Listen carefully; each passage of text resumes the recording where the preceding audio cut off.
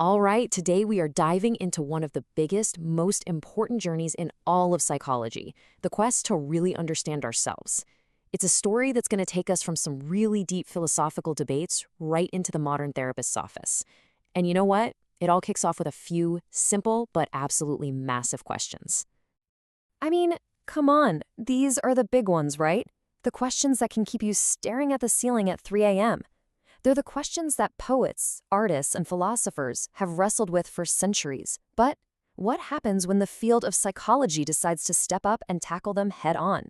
Well, that's exactly what happened in the 20th century. See, a whole new wave of thinkers looked at psychology and said, hey, wait a minute, we're way too focused on the negative stuff, on what's wrong with people. They thought it was time to start asking bigger, more positive questions about our potential, about meaning, and about what it actually takes to live a great life. And that was the beginning of a revolution. Now, to really get this revolution, we've got to go back to its roots in philosophy. And our journey starts with a field of thought that put our own personal experience right at the center of everything. It's called phenomenology. Now, this might sound complicated, but the idea is actually a huge shift in thinking. See, most science tries to find objective truth by looking at averages, right? But phenomenology says, nope, the most important thing is the subjective experience. It's all about how you, as an individual, see the world and how you make sense of it all. Your personal experience is the most important data there is. And once you start focusing on individual meaning, you run smack into one of the biggest debates ever: free will. Just how free are we, really? Well, two of the heaviest hitters in existentialism, Martin Heidegger and Jean-Paul Sartre, went head-to-head on this exact question. And man, did they come up with different answers. On one hand, you've got Heidegger, who gave us this idea of thrownness. He said, look, we're all just thrown into a world we didn't choose. A specific family, a specific country, a specific time in history. And that stuff absolutely shapes who we are. But then Sartre comes back with something way more extreme: radical freedom.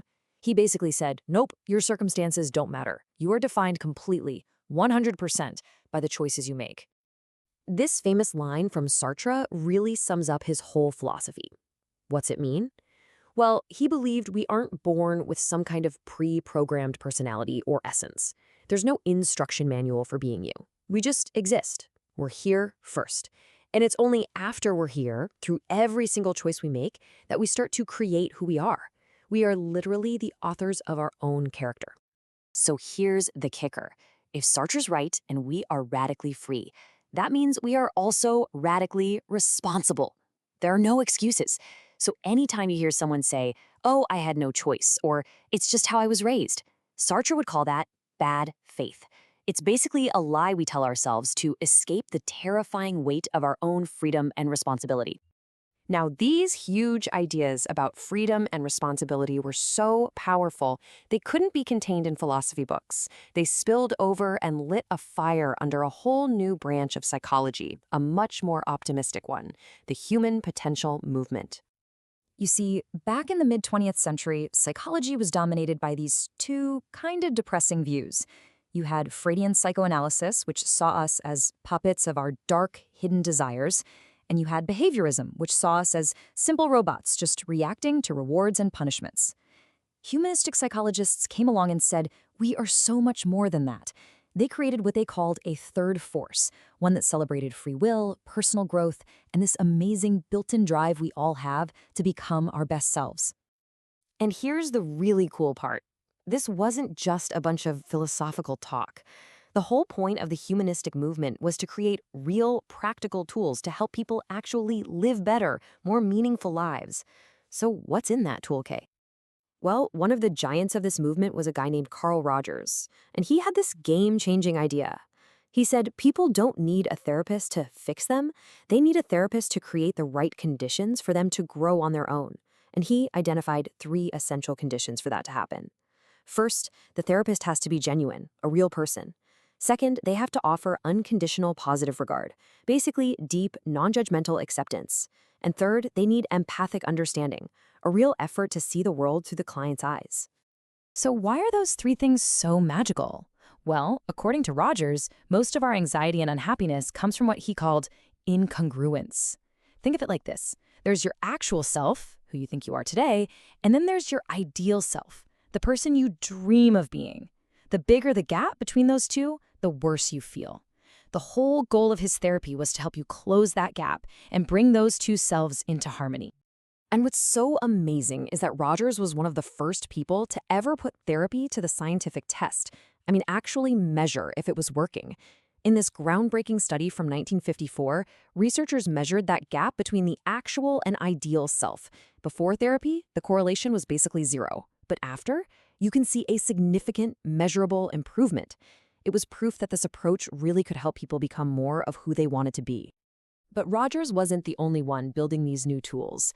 Another major player, Albert Ellis, developed his own powerful therapy, and his ideas had roots that went way, way back to the ancient Stoic philosophers.